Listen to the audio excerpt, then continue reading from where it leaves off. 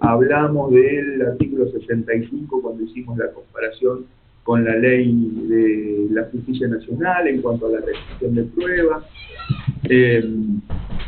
Hablamos de los requisitos de cada una de las pruebas, más allá de que ustedes lo tienen también en el Código de Procedimiento Civil. En el caso de la solución de posiciones tenían que acompañar el pliego de posiciones. En el caso de los testigos tenían que ser hasta 5 testigos, dar individualizarlos, los domicilios, etcétera, etcétera. Hablamos de la prueba pericial, documental, etcétera, etcétera. Llegamos, una vez que se van produciendo todas esas pruebas, les dije que la prueba tenía que estar producida antes de la audiencia, de la celebración de la audiencia de vista de causa, que no había una caducidad de la prueba, más allá de que no se venciera el plazo específico que hablaba la ley.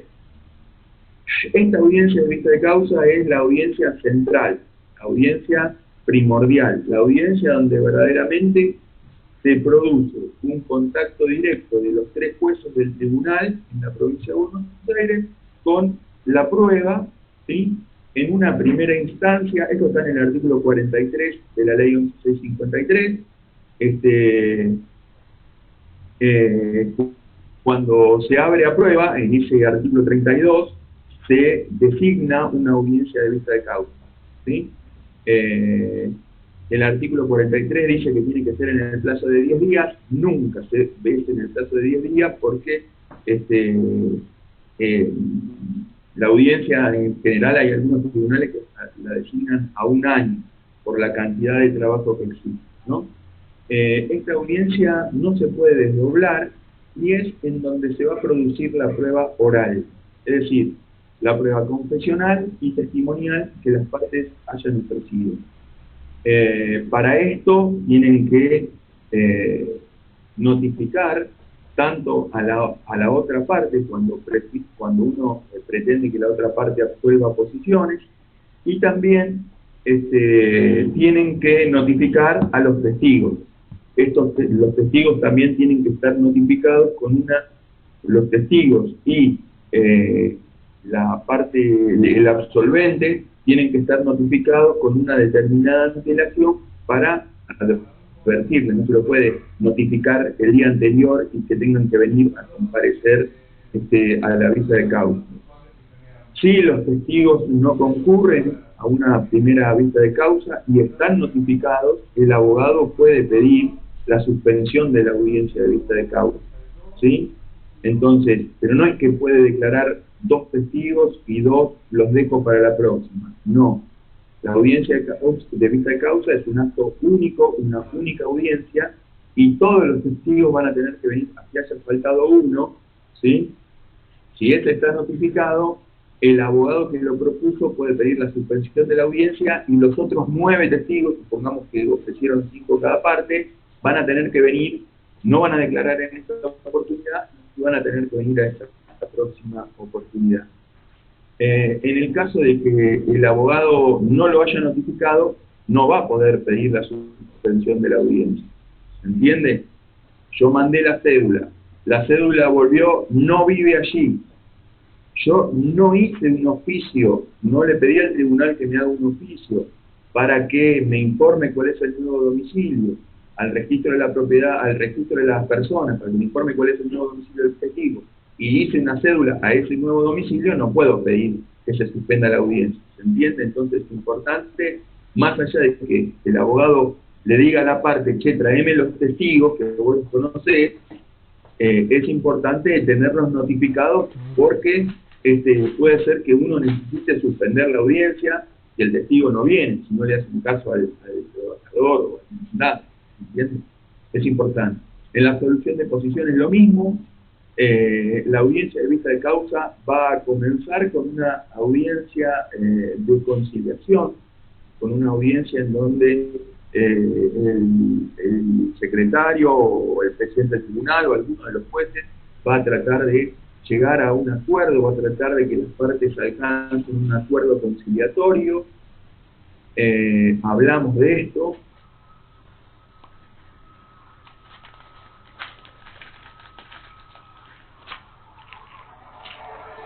Está sin audio.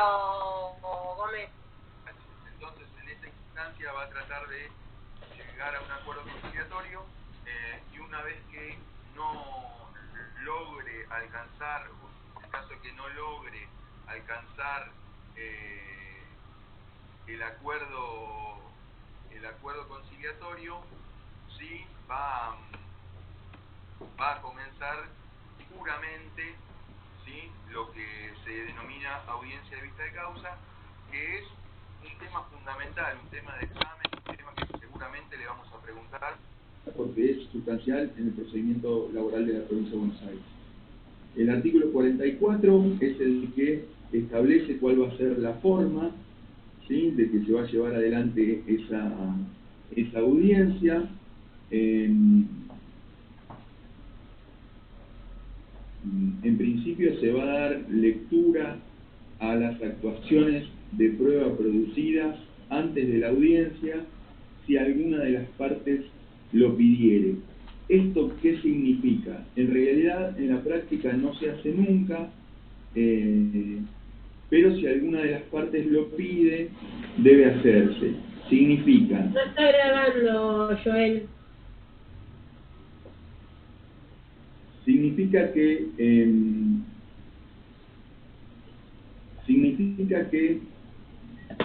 el secretario va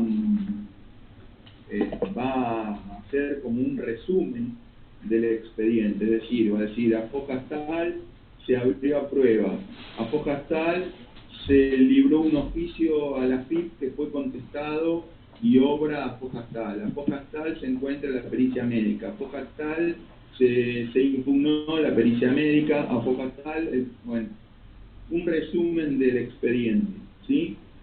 Después el tribunal va a recibir la prueba de absolución de posiciones y la prueba testimonial. Uno de los principios más importantes del derecho procesal o derecho procesal laboral de la provincia de Buenos Aires es el principio de inmediación. Significa que los jueces toman contacto directo con la prueba, toman contacto directo con la persona que absuelve posiciones y con la persona que presta declaración testimonial. En el caso de la absolución de posiciones, cada una de las partes, cuando inició la demanda y cuando la contestó, debió acompañar en sobre cerrado o en pliego abierto dentro del texto de la demanda, un pliego de posiciones. Nosotros cuando hablamos de prueba dijimos que las posiciones son afirmaciones, ¿sí?, se realizan en forma asertiva, no se pueden hacer en forma negativa, sino afirmativa, y en donde cada uno de los abogados tiene que tratar de que el absolvente, es decir, su contraria,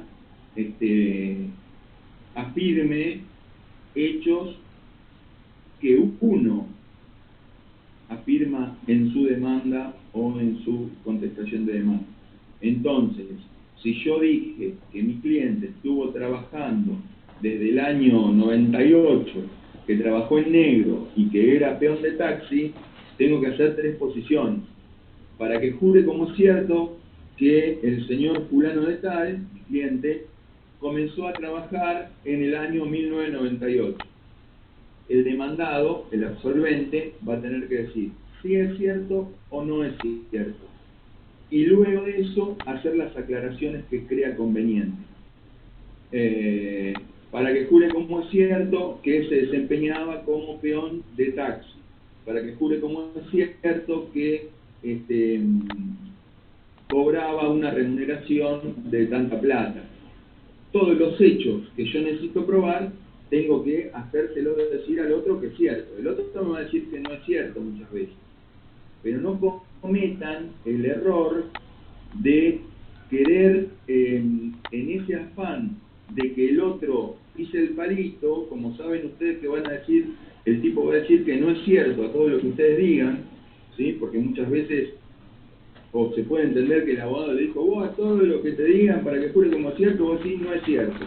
Entonces ustedes, he visto casos de abogados que en vez de a través de las posiciones, afirmar los hechos que dijeron ellos en su demanda, ponen los hechos que dijo el otro, para que el otro diga no es cierto. Bueno, eso está mal. Cada una de las posiciones que ustedes hacen en su pliego de posiciones importa para ustedes un reconocimiento de ese hecho.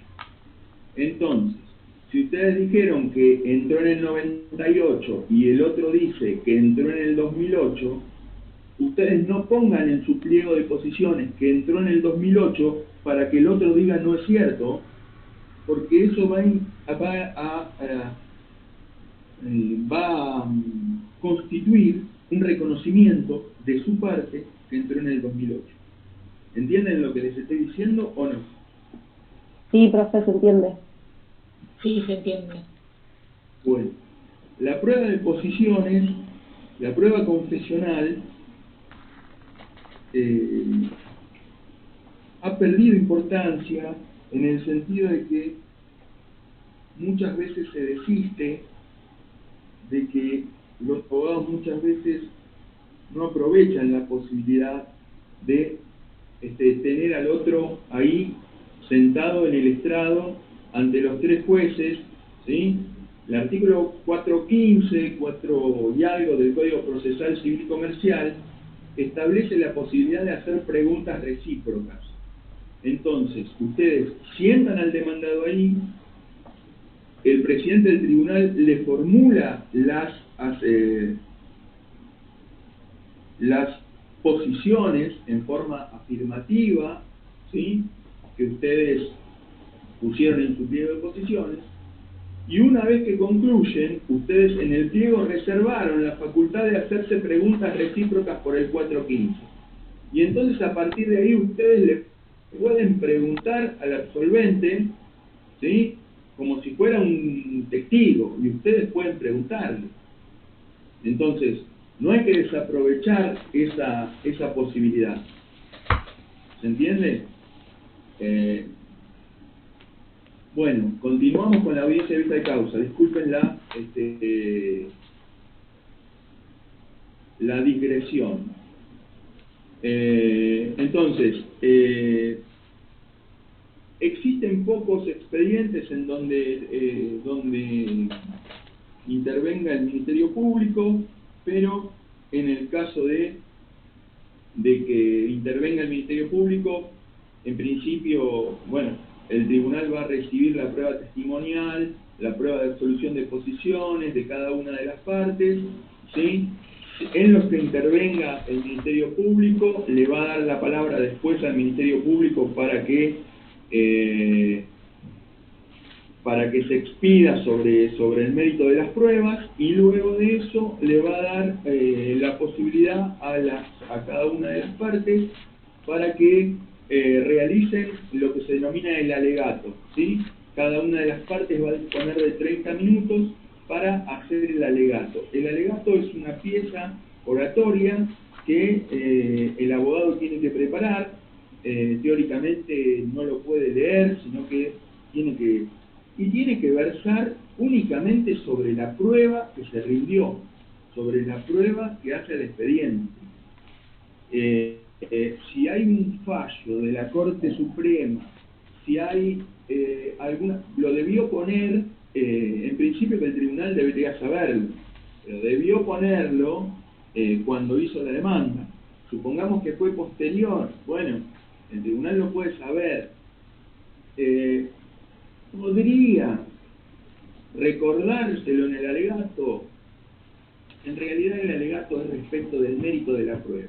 Por ejemplo, estimado tampoco, sino excelentísimo tribunal, se dice: excelentísimo tribunal, quiero hacer notar a ustedes que en cuanto a los testimonios vertidos por los testigos de la otra parte, no pueden llevar a la conclusión de que son verdaderos. Esto es porque, en principio, todos los testigos de la demandada son empleados de la empresa. Los empleados de la empresa se presume, tiene que presumir el tribunal, tiene que entender el tribunal, que han sido presionados para venir a declarar, supongamos, ¿sí? Han sido presionados para venir a declarar. El testigo que declaró en segundo término de parte de la demandada, además, es el sobrino del dueño de la empresa que está demandado, con lo cual es poco probable que declare en contra de su tío porque se le arma en la casa. Digo, buscar cuáles son los argumentos que ustedes tienen para hacer caer el valor convictivo de los testimonios de la parte contraria y acrecentar el valor convictivo de los testigos que presenten. En cambio, señores jueces, los testigos que les traigo son compañeros de trabajo del actor, trabajaron en forma permanente, ninguno tiene juicio pendiente con los demandados, se fueron todos por su propia voluntad, se fueron en buenos términos los que se fueron, los que no continúan trabajando, son testigos absolutamente desinteresados. Esa cuestión. Tienen que hacer un alegato que realce el mérito de prueba que ustedes ofrecieron y tire abajo los argumentos de la otra parte a través o que hacer notar que el valor convictivo que tienen que darle los jueces a la prueba de la contraria es inferior al suyo. Noten, señores jueces, que lo que dicen todos mis testigos es congruente con lo que surge de la pericia contable. Miren, la pericia contable a foja tal dice que el establecimiento es lo que es corroborado por los testigos tal y tal. ¿Cuáles son las pruebas que me aportan a mí mayor valor convictivo? Las que yo puedo relacionar. ¿Por qué les digo a ustedes, relaciónenle la materia a uno de los profesores con otra materia, con otro instituto de la misma materia? Y entonces el tipo va a decir, che, este sabe derecho, porque sabe relacionar una cosa con otra. Bueno, de la misma manera, si ustedes me relacionan que el testigo dijo que la motocicleta salió despedida y el hombre pegó con el lado derecho del cuerpo contra el camión, y el perito médico, entonces, fíjense, el perito técnico accidentólogo dice que pegó con el costado derecho contra el camión. El perito médico dice que el brazo que tiene quebrado y la pierna son la derecha. Y el testigo fulano que estaba en el momento del accidente dice que el hombre no podía... Bueno, ¿se entiende? Ustedes van armando toda una circunstancia, van armando toda una historia que es el que le va a dar valor convictivo a lo que dicen los testigos suyos. Una vez que ustedes hagan ese alegato, ¿sí? La audiencia concluye, ¿sí? Y los autos pasan al acuerdo del tribunal para que los jueces en acuerdo dicten veredicto y sentencia. El veredicto se puede dictar en el mismo acto de la audiencia, lo cual nunca sucede, porque en general o tenés otras audiencias, o te vas porque es la última, o porque ya son después de las 2 de la tarde, entonces nunca sucede que es en el mismo acto de la audiencia el veredicto. Y el veredicto es a donde se trata el juicio de hecho, es decir, cuáles son los hechos aportados por las partes que fueron probados y cuáles fueron los hechos afirmados por las partes que no fueron probados. Existen hechos reconocidos, que son los que el actor dijo en la demanda. Entré en el año 98 y el demandado, supongamos que dice, sí, reconozco que entró en el año 98. Es un hecho reconocido. 354, 355 del Código Procesal Civil y Comercial, ni siquiera hace falta prueba, hecho reconocido. La prueba hace falta respecto de los hechos que están desconocidos, ¿sí? Y entonces, supongamos, entró en el 98, era peón especial. Mire, entró en el 98, pero no era peón especializado, era no sé qué. Entonces, ¿qué es lo que tengo que probar? La categoría. A través de los testigos puede ser que probó que realizaba X y X y X cosas que son propios de la categoría peón especializado. El ayudante no llega a hacer esas cosas. Entonces, en el veredicto los jueces van a decir, considero probado que entró en el año 98. Tal extremo lo considero así, en virtud de que es un hecho reconocido por las partes, artículo 354, Código Procesal Civil y Comercial, etcétera, etcétera. Cuestión segunda. Considero, se acreditó cuál era la categoría laboral del actor. Sí. Considero acreditado que la categoría laboral del actor era peón especializado, atento, que realizaba las tareas tal, tal, tal, y tal, y tal, y tal. Son cuestiones de hecho, ¿sí? No cuestiones de derecho. En el veredicto no se tratan cuestiones de derecho, sino cuestiones de hecho. Entonces, en general, dentro del quinto día, el tribunal tiene plazo, si no lo hace en el momento de la audiencia, que nunca se hace, tiene hasta el quinto día para hacer el veredicto. Cada uno de los hechos planteados en la demanda se consideran probados o no probados. Cada uno de los hechos que son relevantes para la decisión final. Y una vez concluido el veredicto, hay que subsumir esos hechos probados en la norma jurídica. Para esto va a tener 20 días más el tribunal para hacer la sentencia, ¿sí? El veredicto y la sentencia tienen que ser pronunciados bajo vida por los 3 miembros del tribunal, ¿sí?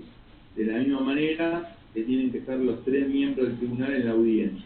Pero supongamos que, no sé, se toma la audiencia de vista de causa y al otro día viene uno de los jueces que estuvieron en esa audiencia de vista de causa, se pega un palazo con el auto, se va al otro barrio. Dios no lo permita, hay que tomar la audiencia de nuevo, ¿sí?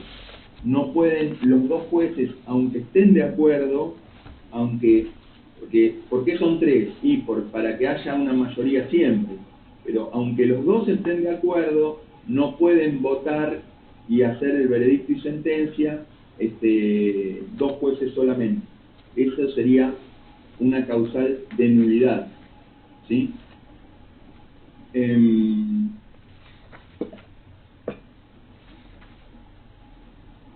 Profesor, ¿puedo hacerle una pregunta? Pero justo se cortó en el momento que estaba usted diciendo que después de caso de que no hay una conciliación, esta audiencia dijo el nombre y dijo en qué artículo. La audiencia de vista de causa. También se llama vista de causa. Bien. Y es el artículo... No, es la única audiencia que existe.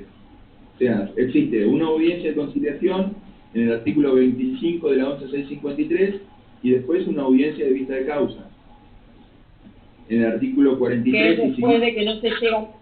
O sea, esta se hace después de que no se llega a la conciliación. Claro, sí, sí. Antes de abrir el acto de la audiencia de vista de causa, del artículo 44 de la ley 11653, se hace un intento de conciliar. Eso es lo que había dicho. ¿Hasta el mismo día, Roberto? Después hace el acta de la audiencia, donde consigna el nombre de todos los que comparecieron, los testigos, los peritos. Los peritos es raro que se citen en la audiencia de vista de causa, pero por ejemplo, un perito psicólogo que me dice que el hombre tiene el 40% de incapacidad psicológica, porque tiene RBN, no sé qué, la parte la impugna. Yo lo que miro en realidad el expediente y en los hechos es que el 40% de incapacidad psicológica se lo da porque se cortó un dedo. ¿Sí? Se cortó una falange del dedo chiquito, supongamos. Y me parece un poco excesivo a mí, pero como yo no soy psicólogo, entonces si de la presenta pericia alguna de las partes formula oposiciones o impugnaciones a eso, el demandado seguramente va a decir, che, pero no lo va a decir en este tono, pero va a decir que le parece excesivo por una pequeña parte del dedo meñique que se cortó en el accidente, que tiene un 40% de incapacidad, un 1% de incapacidad física, ¿sí? O un 0,7% de incapacidad física y el 40% psicológica. Bueno, probablemente ese perito lo cite a la audiencia de vista de causa para que brinde otras explicaciones, ¿sí? Entonces, el tribunal puede citar a los peritos, las partes pueden pedir que se los cite a los peritos, decidir si lo cita o no, si no es de oficio, sino que es a pedido de parte, para hacerle las preguntas que estime corresponder, las aclaraciones que estime corresponder respecto de la tarea que se le encomendó, ¿sí? Entonces, por eso ustedes van a ver que pueden llegar a venir peritos. No es lo habitual. Creo que alguna vez vi algún perito en una audiencia de vista de causa, y hace 20 años que trabajo en el Poder Judicial. Creo que una vez o dos, ¿sí?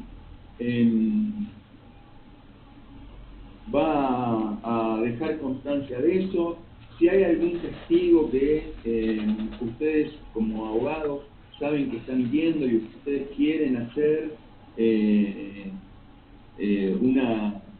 quieren hacerle la denuncia por falso testimonio, entonces ustedes tienen que sí, porque no constan las declaraciones en la audiencia de vista de causa. El proceso es oral, las declaraciones no es que hay un taquígrafo tomando nota de todo. Los jueces tomamos nota de lo que nos parece interesante para después acordarnos, ¿sí? Pero no es que se toma nota de todo. Entonces, cuando el tipo está mintiendo, usted dice, momento, señores jueces, quiero que quede constancia en el acta de las palabras que está diciendo esta persona. Que él sabe que no entró en el año 98 porque él en el año 98 era empleado de la firma y el trabajador, el actor, no trabajaba en esa firma. Porque ustedes por ahí saben que ese tipo que está declarando eso en el año 98 vivía en Wisconsin. Entonces ustedes saben que está mintiendo. Bueno, ¿quieren hacerle falso testimonio? Tienen que dejar en el acta la constancia de lo que ustedes suponen que es una mentira y que después ese material va a ser de donde se tome la causa penal, ¿se entiende? Bueno, la audiencia de vista de causa un poco la hemos agotado con esto. Tengan en cuenta que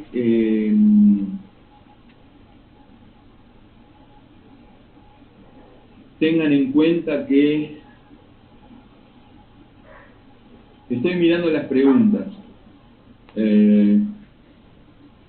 Hay uno que dice, ¿hay alegato de apertura y de clausura? No, de ninguna manera, el alegato se hace solamente al final y es respecto del mérito de la prueba.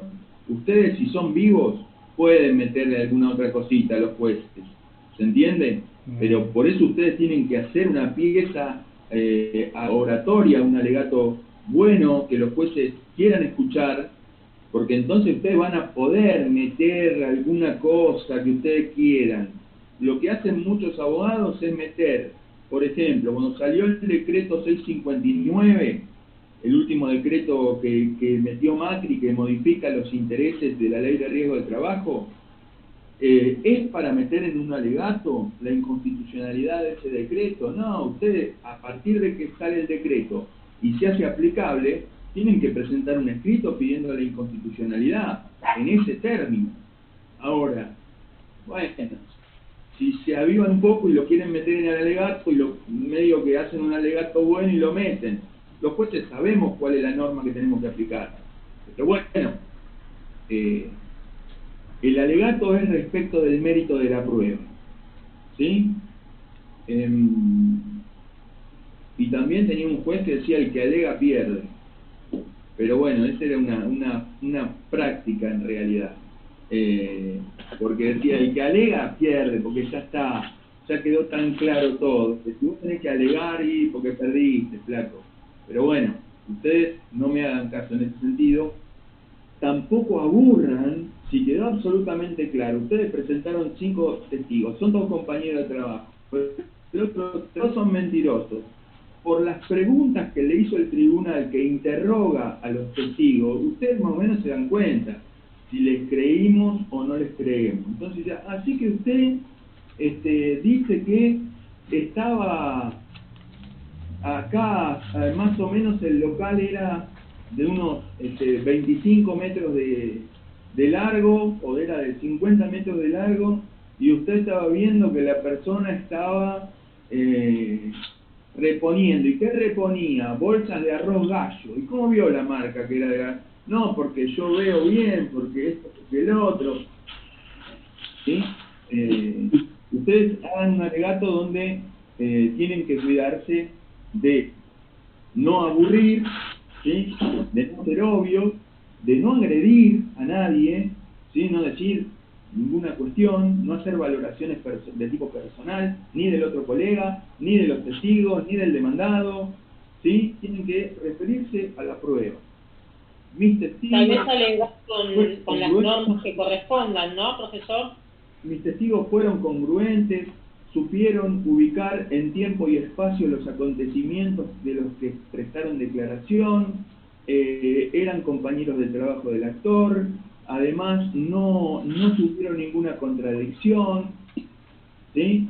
No son parientes, no tienen juicio pendiente, bueno, y contrariamente decirle, mire, sin embargo, los testigos que trajo el demandado son empleados de la firma, seguramente los presionó para venir a declarar, trajo incluso un empleado que entró a trabajar después que el cliente ya se fue, fíjese, bueno, tengan en cuenta todas esas cosas.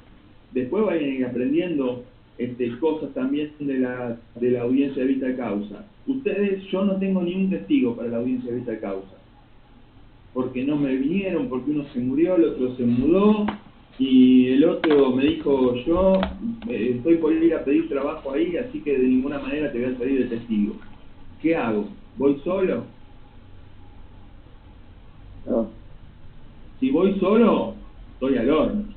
Sí. Por lo menos le tengo que pedir a 3, 4 amigos que vengan conmigo, y che, mirá, nos juntamos en las puertas de ahí de tribunales, y ahí que el otro los vea que llegan con 3 más. No sé, si che, este vino con 3 testigos. No sé, es una cuestión práctica. En principio, con la audiencia de vista causa estamos ahí. Vamos a ver la parte de recursos.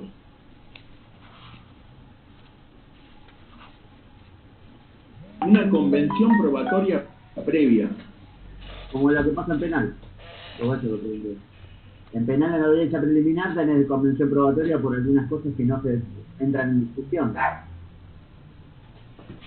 No sé, Ocampo, ¿vos hacer penal? No, pues, no sé, un poco de todo, pero si la audiencia tiene la misma logística de decir, bueno, a ver, capaz que con la otra parte hay cosas que no se tienen que controvertir, entonces directamente lo convenimos, no lo discutimos. No, lo que sí, en la audiencia, yo ni sabía lo que es una convención probatoria previa, pero lo que sí, en la audiencia del artículo 25, que es la audiencia de conciliación, que se fija una vez que están contestados todos los traslados, ¿sí? Entonces vos podés decirle a las partes, antes de abrir el expediente a prueba, vos podés en esa audiencia decir, miren, está bien, conciliación no podemos llegar a una conciliación. Ahora, ¿nos podemos poner de acuerdo en qué son las pruebas que nosotros necesitamos producir? Por ejemplo, doctor, usted pidió un oficio a la ANSES para que le diga tal cosa. Mire, acá en realidad, no sé, está reconocido este hecho, lo deciste ese oficio. Bueno, así recortar un poco la prueba, podría ser que recortemos un poco la prueba. La oportunidad sería esa audiencia en el artículo 25 de la ley 11653, que es la audiencia de conciliación. ¿Sí? Sería conciliación y análisis de la prueba para tachar la prueba superflua que hayan ofrecido las partes. Eso igual también lo podés hacer de oficio, porque cuando vos estás abriendo a prueba el expediente, si viste que las cartas documento está reconocida la recepción de las cartas documento el demandado no desconoció la recepción de las cartas documentos, directamente el oficio de correo no lo hace. Atento a que el conocimiento. Claro. Bueno, más o menos quedó la parte de la causa. Osorio pregunta si hay alguna protección de testigos. Mucho Netflix. No, en Argentina no sé cómo será la protección de testigos. No sé, no, dice los que se encuentren trabajando en la empresa. ¿Qué sé yo? No, protección legal no hay. Ahora bien, yo lo que también les digo la picardía en ese sentido. Ustedes hablan con el trabajador y le dice, escúcheme, ¿usted tenía compañero de trabajo? Sí, lo tenía a Osorio, a Osman y a De Rosa. Ofrézcanlos como testigos. ¿Sabés dónde viven? ¿Sabés el domicilio? Sí, ofrézcanlos como testigos. No es que el testigo tiene que prestar su consentimiento para ser ofrecido como testigo. Una vez que la persona está frente al tribunal y el presidente del tribunal le dice, mire que si usted no dice la verdad, se enfrenta a una pena de prisión de tantos años y qué sé yo, y el tipo no va a mentir.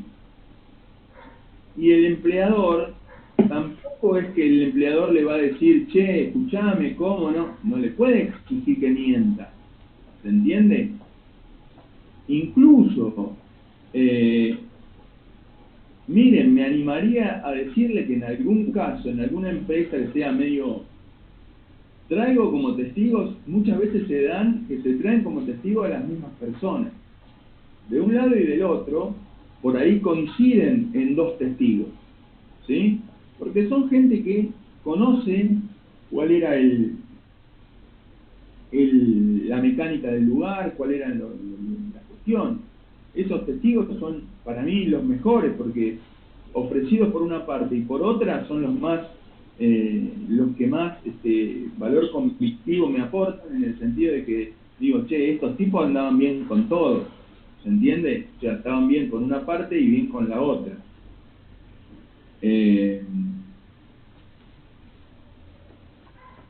Bueno, sanciones por derecho colectivo, ya nos estamos yendo a otro lugar. No, práctica desleal es una cosa que está especialmente tipificada y no es el caso. No, quizás el compañero lo relacionó con eso, por eso lo aclaré nada más. Capaz que tenía que ver con eso la pregunta. Claro, no es el caso.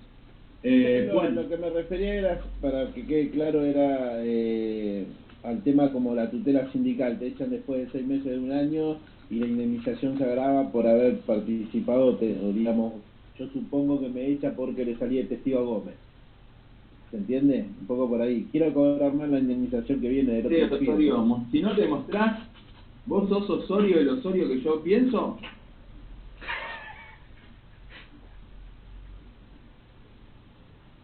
¿O no? Ahí está, ¿viste? Sí, vos me la querés complicar, Osorio, ya sabía que eras vos. Escúchame, no hay. En lo de la tutela sindical está específicamente tipificado que es una práctica desleal esta cuestión. En el caso de los testigos no, porque los tipos tienen obligación de decir verdad. Y entonces, lamentablemente, no hay una protección para quien haya sido declarado, o sea, quien haya prestado declaración. Podríamos decir, vos lo que te referís es decir a que la ley sancione con una indemnización agravada al empleador que despida sin causa a alguien que en los 2 años anteriores haya salido de testigo en una causa en su contra, propuesto por la otra parte. Podría ser, pero la realidad es que no existe eso. Las indemnizaciones son para todos, para todos igual, y la realidad es que yo creo que está bien que no exista, porque si no estamos abriendo mucho,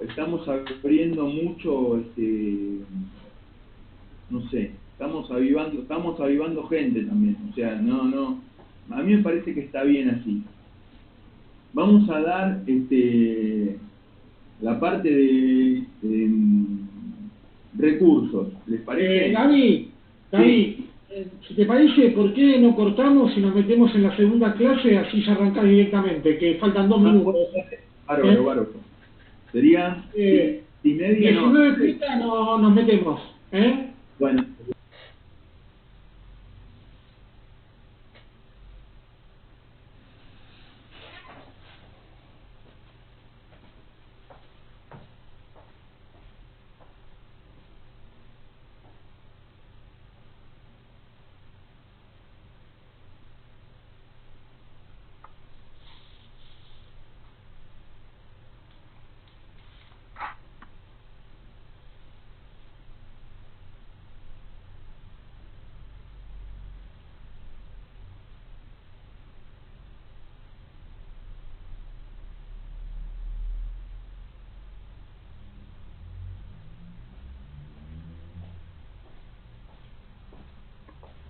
Hola, ¿ahora sí me escuchan? Sí, profe.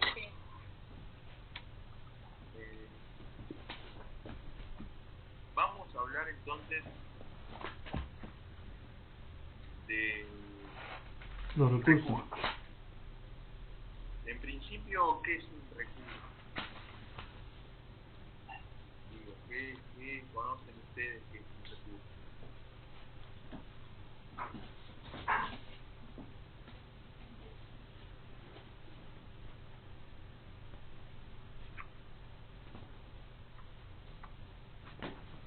¿Puede ser el medio para impugnar alguna resolución? Sí, un recurso es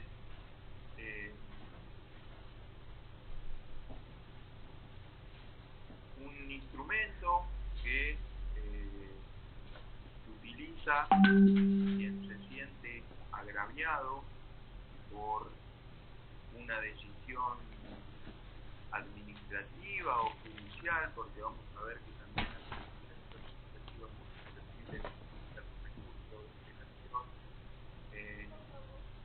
Una autoridad, digamos, una autoridad que decidió algo, tenga un instrumento para solicitar que la misma autoridad revea esa decisión y la modifique o la deje sin efecto, y también para que una autoridad superior haga lo propio, ¿sí? Deje sin efecto esa decisión de la autoridad inferior o la modifique.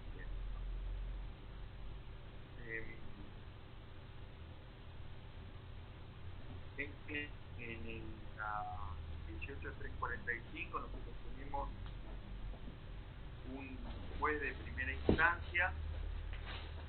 Bueno, vamos a hablar de distintos tipos de recursos.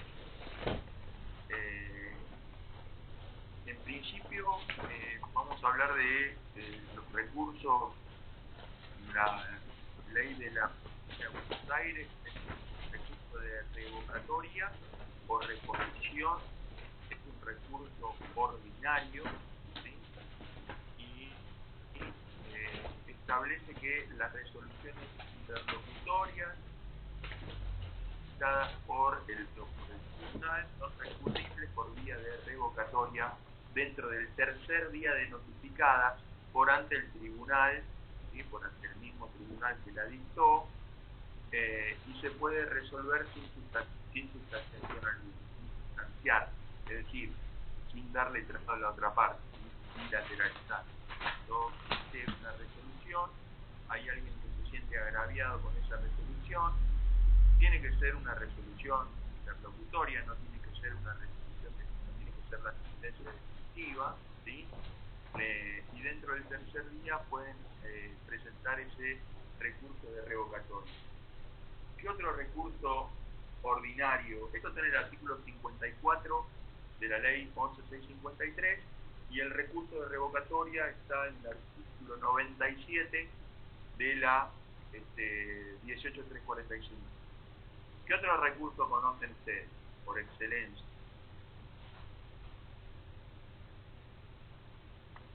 La apelación. La apelación.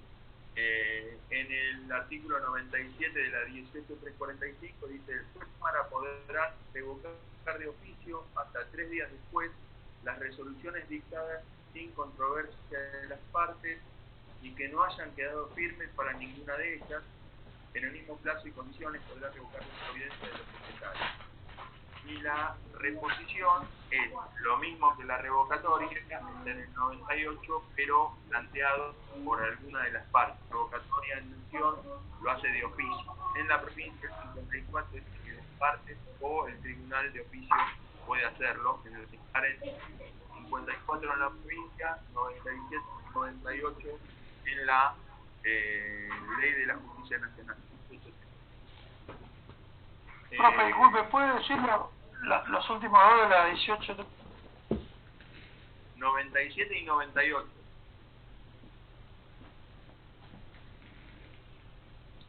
Es el recurso de revocatoria. ¿Sí?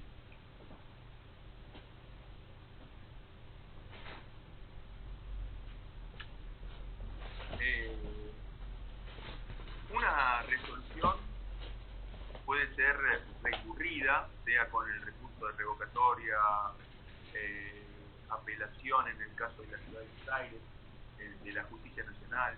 Apelación en la provincia de Buenos Aires no existe. Las decisiones de los tribunales de la provincia de Buenos Aires únicamente son objeto de revocatoria, aclaratoria o recursos extraordinarios. ¿Sí? Recursos extraordinarios ante la Suprema Corte de la provincia de Buenos Aires. ¿Puede repetir, por favor, las tres?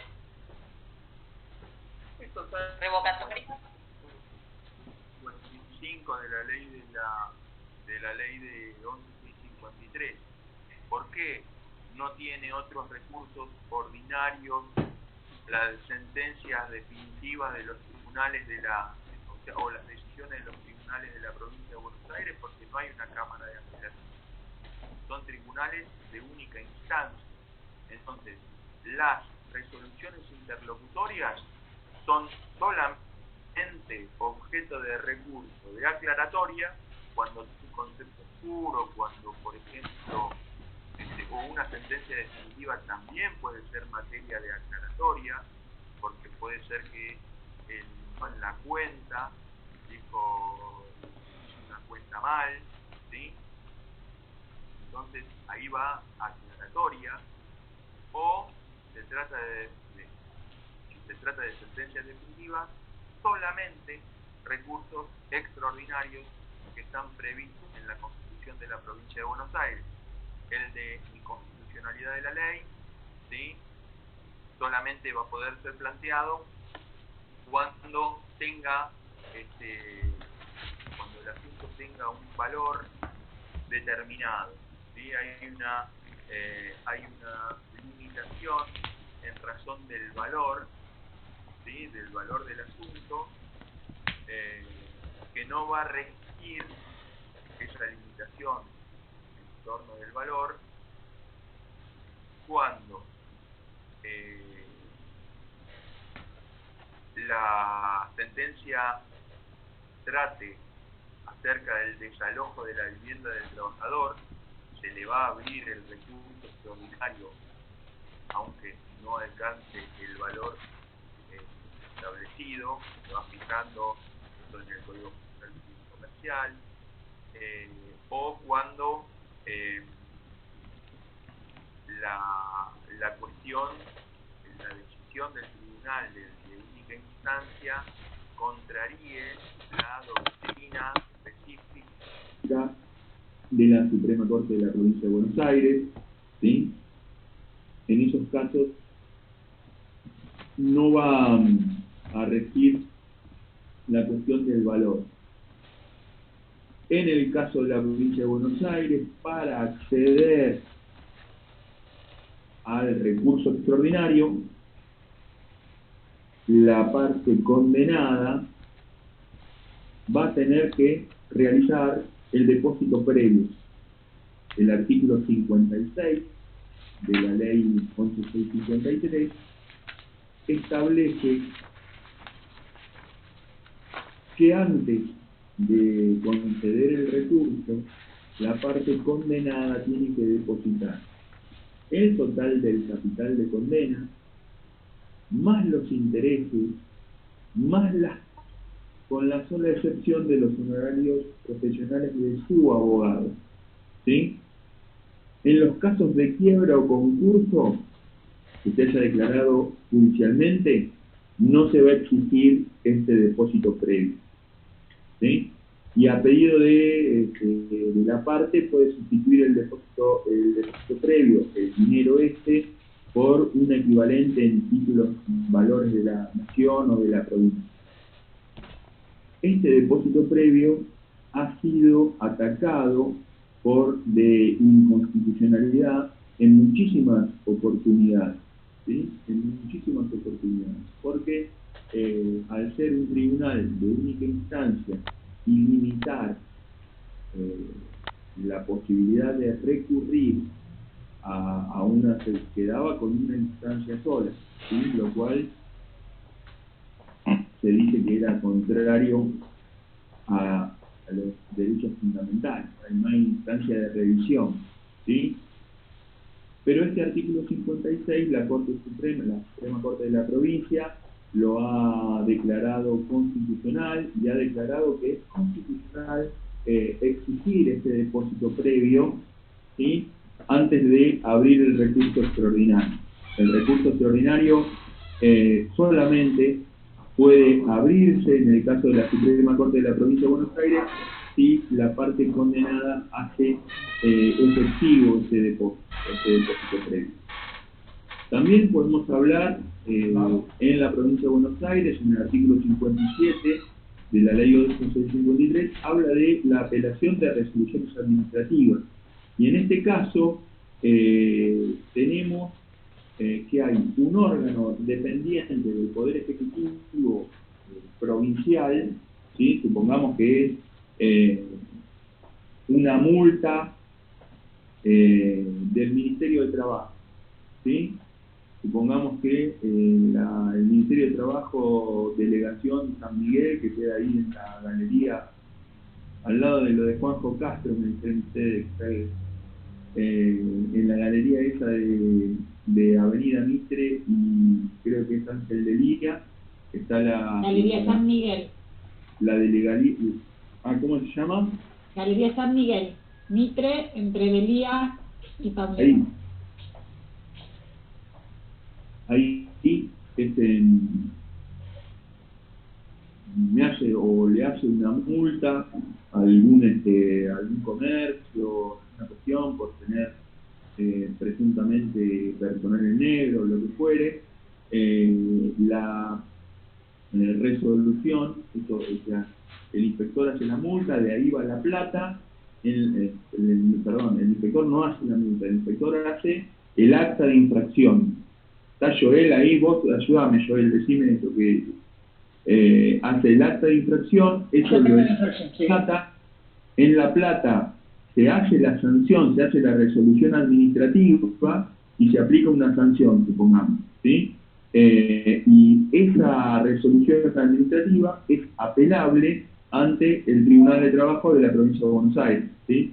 El artículo 2, inciso F de la 11653, el artículo 2 establece la competencia de los tribunales de trabajo de la provincia.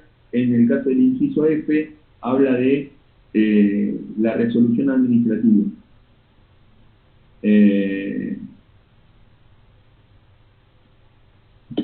Entonces, también vemos que los recursos sirven para atacar resoluciones que son propias del propio órgano judicial, cuando se interpone una revocatoria o una aclaratoria, y también cuando provienen de decisiones de órganos que son ajenos al Poder Judicial, como por ejemplo las decisiones administrativas.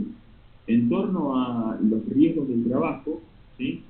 En torno a la ley 27348, que ha sido ratificada modificada. La ley 27348 es la última reforma de la ley de riesgo del trabajo, que es la 24557.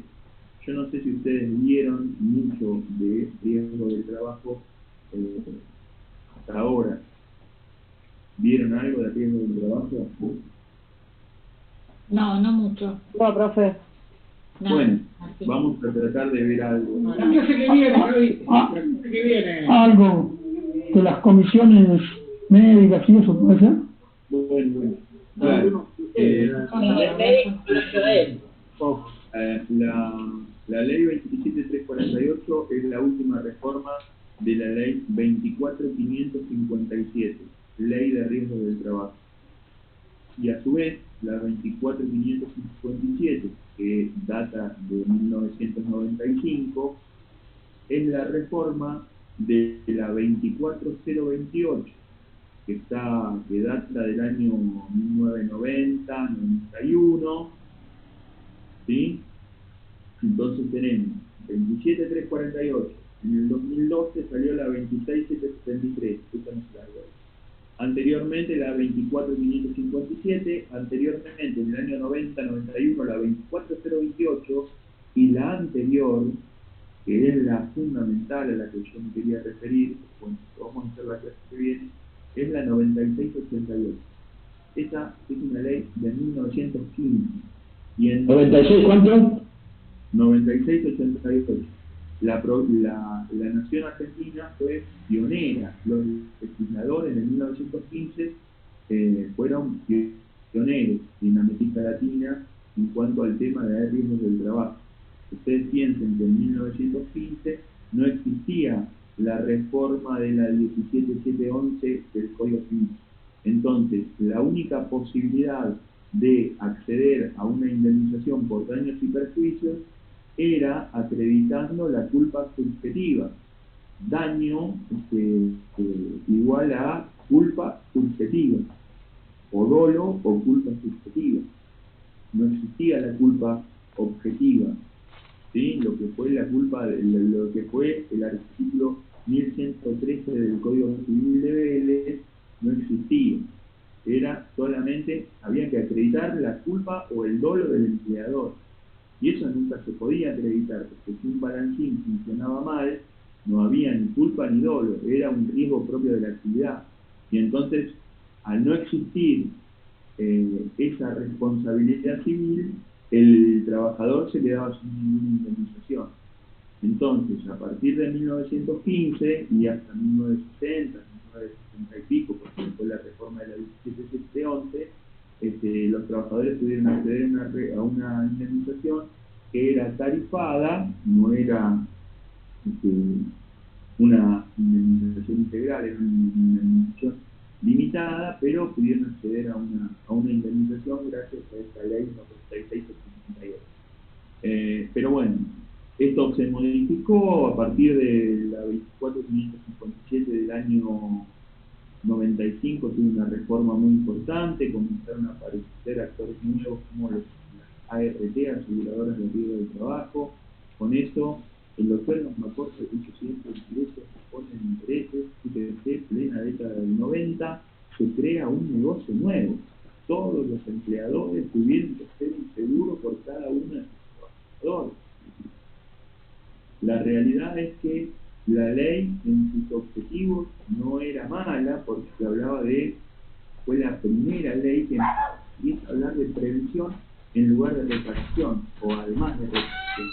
Pero la realidad es que lo que se hizo en un primer tercio por esa prevención fue poco. Y seguimos haciendo poco. La cuestión es que se pretende ahora, se habla de la industria del juicio laboral, se habla del costo laboral, se habla de un montón de cuestiones echándole prácticamente la culpa al derecho del trabajo, de la falta de inversión o de la industria del juicio laboral, cuando la realidad pasa por prevenir los accidentes del trabajo para que no haya juicios laborales, poner a la gente en blanco y no despedir sin causa para que no haya juicios laborales. La ley dota de herramientas al empleador. Ahora, no tienen, gente que no pudo cobrar el ATP. No pude cobrar ningún ATP, me decía uno el otro día, no, ¿por qué no? Sí, porque yo no tengo, la gente no. Bueno, entonces, hay un cumplimiento de base.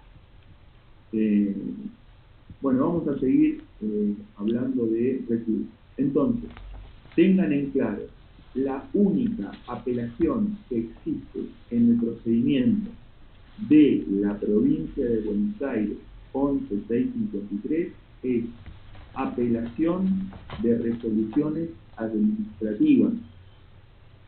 Las sentencias definitivas de los tribunales de única instancia no tienen recurso de apelación, no hay recurso de apelación en la provincia de Buenos Aires, salvo las resoluciones administrativas del Ministerio de Trabajo. Y ahora también existe un recurso ante la decisión de las comisiones médicas, ¿sí? Recurso que vamos a tratar la semana que viene entonces, pero ahí también es un órgano administrativo. También tengan en cuenta ustedes, empiecen a pensar un poco, existe un órgano administrativo dependiente de la Superintendencia de Riesgo del Trabajo de la Nación que dicta una resolución que es apelable ante un órgano judicial de la provincia de Buenos Aires. Está un poco mezclado, pero hay una ley de la provincia de Buenos Aires que... Perdón, profesor, no se escuchó lo último que dijo. ¿Podrá repetir? Disculpe. Sí. Perdón, pero se cortó desde que seguimos con recursos extraordinarios.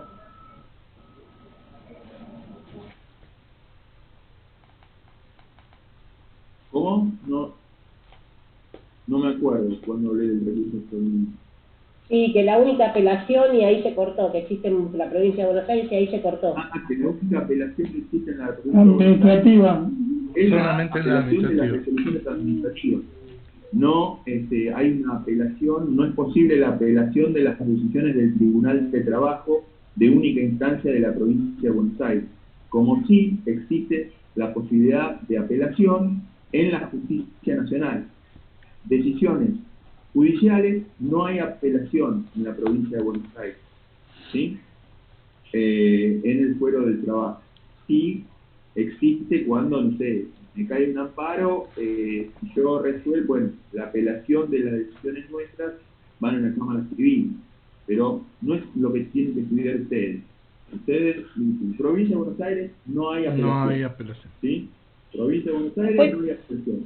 Justicia Nacional hay apelación. Juzgado y apelación. Y en Cava sí. La apelación es un recurso a través del cual uno pretende que un órgano superior... Porque no hay cámaras, profe, por eso, en la provincia. Que un órgano superior modifique o deje sin efecto una decisión de un órgano judicial inferior. ¿Sí? En el caso de la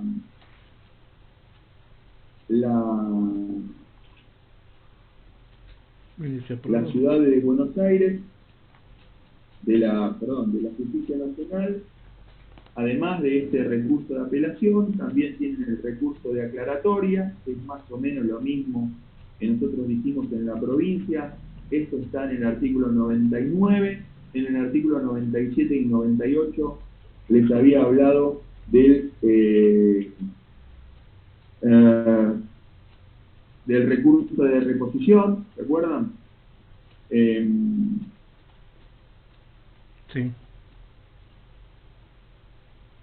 En el artículo 105, la ley 18345 habla de cuáles van a ser las resoluciones apelables, ¿sí? Y dice, serán apelables las sentencias definitivas y toda otra resolución que ponga fin total o parcialmente al pleito. ¿Cuál podría ser?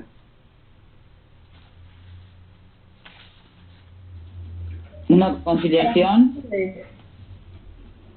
No, una conciliación no, porque yo si estoy haciendo una conciliación, la resolución va a ser la homologación de lo que yo mismo me comprometí y acepté, con lo cual mal voy a poder apelar, mal voy a poder decir que esa resolución judicial me afecta y que no respeta alguna de las normas que debe respetar, ¿sí? La resolución de una de las excepciones, profe, podría ser. ¿Podría ser? ¿Qué me decía? La resolución de una de las excepciones interpuestas. Por ejemplo, si yo resuelvo una excepción digamos, dice, la sentencia es definitiva y toda otra resolución que ponga fin total o parcialmente al pleito. Es decir, resuelvo una excepción de cosas juzgadas. Bueno, le puso fin al pleito. ¿Es una sentencia definitiva? Y no, porque la resolví con una excepción previa, resolví la excepción y se acabó. O, ahora, no, una excepción de falta de personería. ¿Puede ser una excepción que ponga fin al pleito? Y no, ¿sí? Porque es una dilatoria, va a subsanar el tema de la personería y va a seguir. Las sentencias que decidan excepciones, el inciso B, lo que estábamos diciendo. Las resoluciones que admitan o denieguen personería, el inciso C, también es apelable. Las sentencias que se decidan un incidente de nulidad y las resoluciones que anulen totalmente o parcialmente el procedimiento. Yo planteé una nulidad de notificación, me hacen lugar a la nulidad, es recurrible, ¿sí? La sentencia o resolución que declare de puro derecho el litigio o a una cuestión previa. Si se declara de puro derecho, yo puedo apelar diciendo, no, momento, yo quiero producir esta prueba. Entonces apelo para que me dejen producir esta prueba. Las resoluciones que denieguen medidas preliminares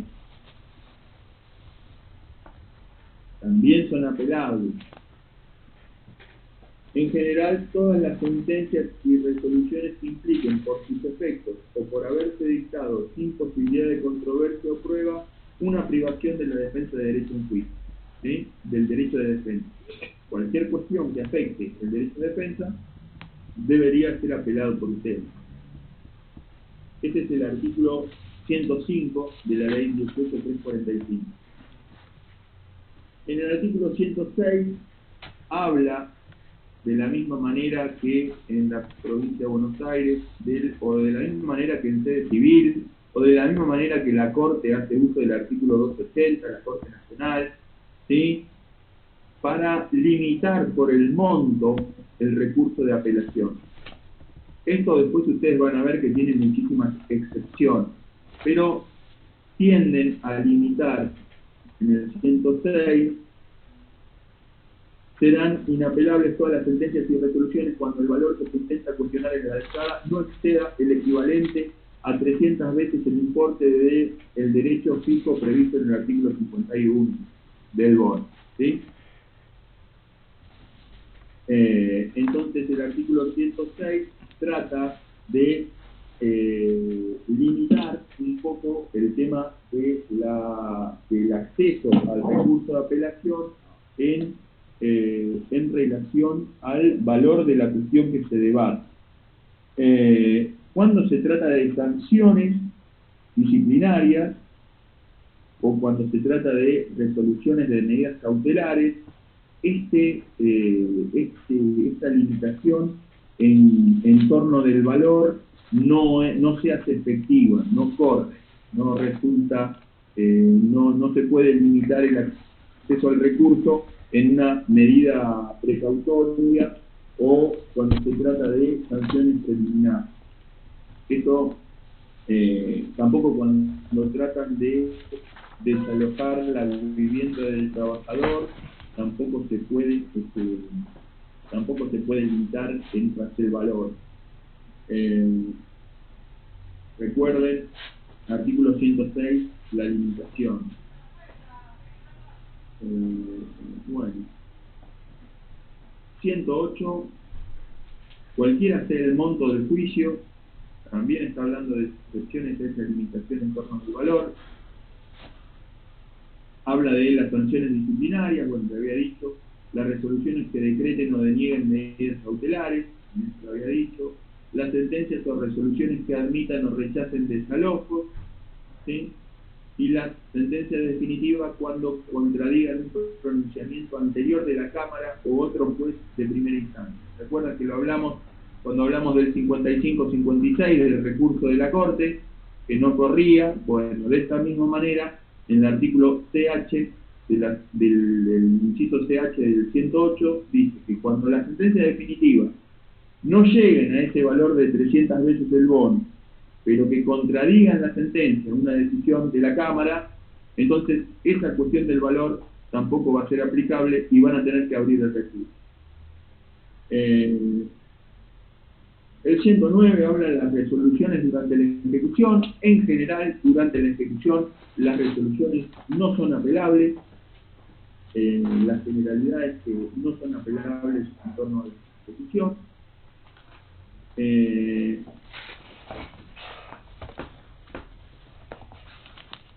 Y después tenemos que analizar también lo que es la queja por recurso denegado. Esto está en el artículo 111, que dice recurso de hecho, y en el artículo 283 del Código Procesal Civil y Comercial de la Nación. El recurso de hecho en realidad es la denegatoria, cuando le deniegan la apelación, y recurso de queja por denegatoria de la apelación.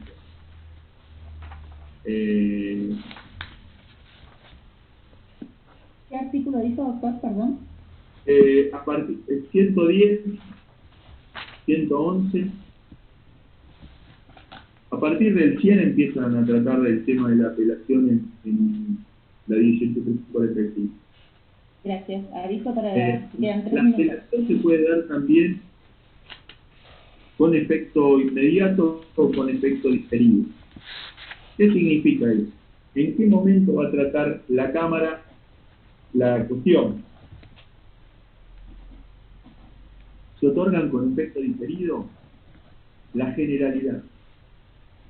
La gran mayoría de las apelaciones de aquellas resoluciones interlocutorias, no de la definitiva. ¿Sí? ¿Por qué es diferido? Y porque la Cámara se lo va a tratar una vez que el juicio sigue adelante. Lo que se busca es celeridad. Si cada resolución, ustedes, el juzgado saca, el juez saca una resolución, una parte la apela, pum, va a la Cámara, hasta que la Cámara la trata, devuelve el expediente, se hace eterno el procedimiento, ¿sí? Entonces, buscando celeridad, la gran mayoría de las apelaciones, de las resoluciones que no son la sentencia definitiva, no son de tratamiento inmediato, sino son de tratamiento diferido. ¿Por qué? Porque si en definitiva ustedes después ganan el juicio igual, directamente la Cámara ni lo trata. ¿Sí?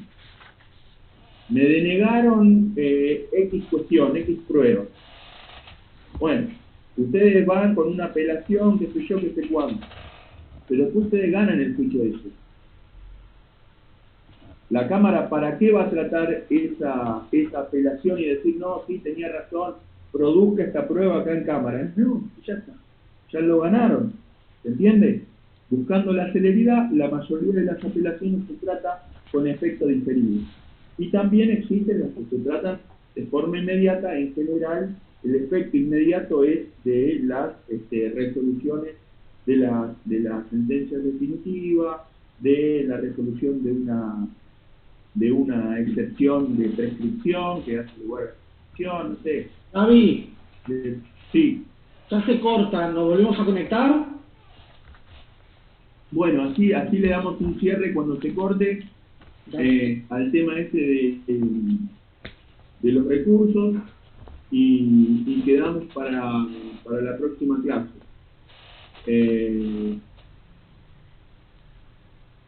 Lo que tienen que saber, cuáles son los recursos ordinarios cuáles son los recursos extraordinarios en el caso de la provincia de Buenos Aires y en el caso de la Justicia Nacional. Agregarle a la aclaratoria, a la revocatoria y a la reposición el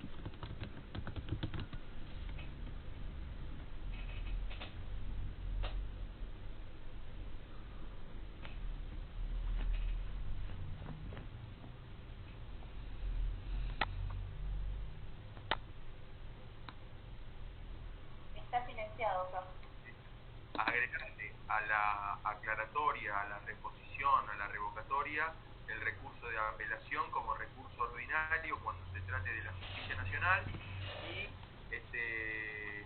estudiar también los recursos extraordinarios en la provincia de Buenos Aires y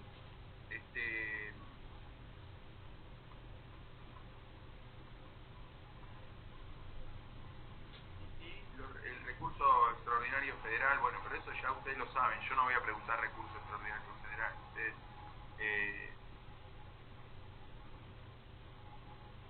a partir del artículo 100 tienen los recursos en la 18.345, a partir del artículo 55 tienen los recursos en la 11.653. En cuanto a lo que me interesa que sepan es, porque el tema de la apelación tienen que saber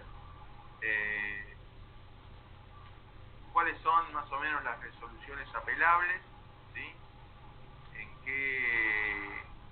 En qué consiste cada uno de los recursos, en qué consiste la aclaratoria, en qué consiste la revocatoria, en qué consiste la apelación, cuál es el órgano que tiene la responsabilidad de decidir en cada uno de esos recursos, cuáles son ante el mismo órgano que dictó la resolución, cuáles son ante el órgano superior, ¿sí? En qué consiste el recurso extraordinario de nulidad, en qué consiste el recurso extraordinario de inaplicabilidad de la ley. Esos son recursos que están en la Constitución de la Provincia de Buenos Aires. Ustedes ya más o menos tienen algún manejo en cuanto a esos recursos. Cualquier cosa en la clase que viene también los vemos. ¿Qué tipo de resoluciones administrativas podemos apelar ante la provincia de Buenos Aires, ante los tribunales de la provincia de Buenos Aires? ¿Qué tipo de resoluciones administrativas podemos apelar ante la justicia laboral nacional? Más o menos eso. Y que es un recurso, que es un remedio procesal, que se le otorga, ¿sí?, a la parte que se siente afectada, que siente que hay una resolución que no fue dictada sin respetar las garantías procesales, la bilateralidad, el derecho de defensa, qué sé yo. Eso más o menos tienen que verlo. Y después otro tema que también es central es el tema de la audiencia de vista de causa.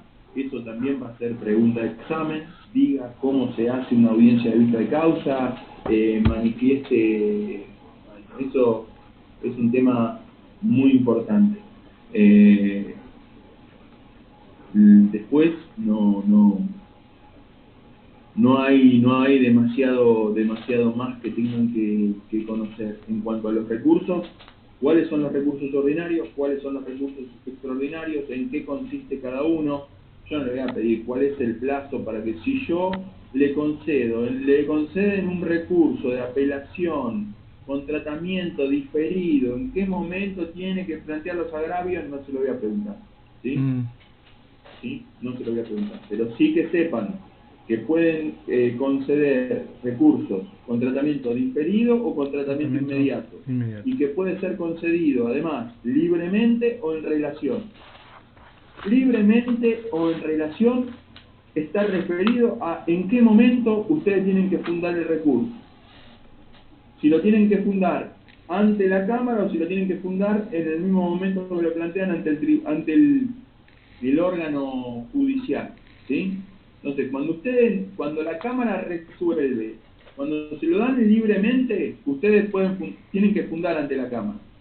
Cuando se lo dan en relación, la Cámara no va a resolver con ningún otro elemento nuevo que no sea con lo que resolvió el Tribunal de Instancia, con lo que resolvió el órgano de primera instancia, ¿sí?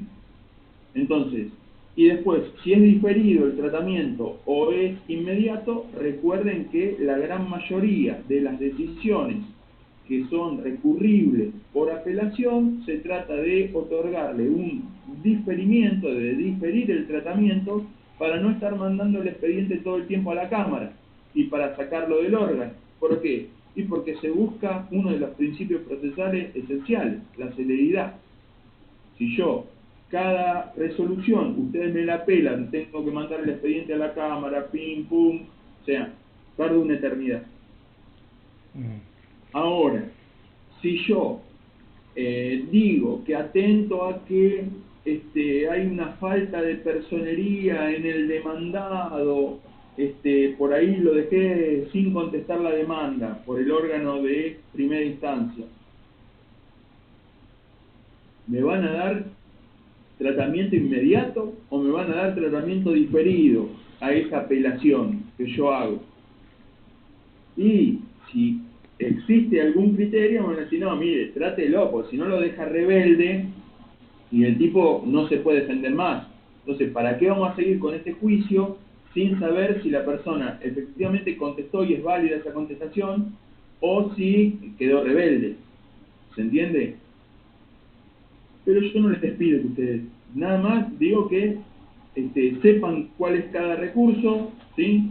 Estudien el recurso extraordinario de nulidad, el recurso extraordinario de inconstitucionalidad, el recurso extraordinario de inaplicabilidad de ley en la provincia de Buenos Aires. Esos son los recursos que ustedes tienen que conocer, están en la Constitución Nacional, están legislados a partir del artículo 55 en la provincia de Buenos Aires, en la ley 11653. Y ustedes además los conocen, porque o sea, eso es de derecho civil, sí, de derecho procesal civil, ¿sí? Más o menos con esto estamos, ¿eh? Así que la próxima hacemos eso de comisiones médicas, Joel. Sí, Gaby, la próxima clase de comisiones médicas y más o menos 5 o 10 minutos nos detenemos con las consignas del TP. Bueno, perfecto. Acuérdense, o al que le interese el tema de comisiones médicas, miren el título 1 de la ley 27.348, ¿sí?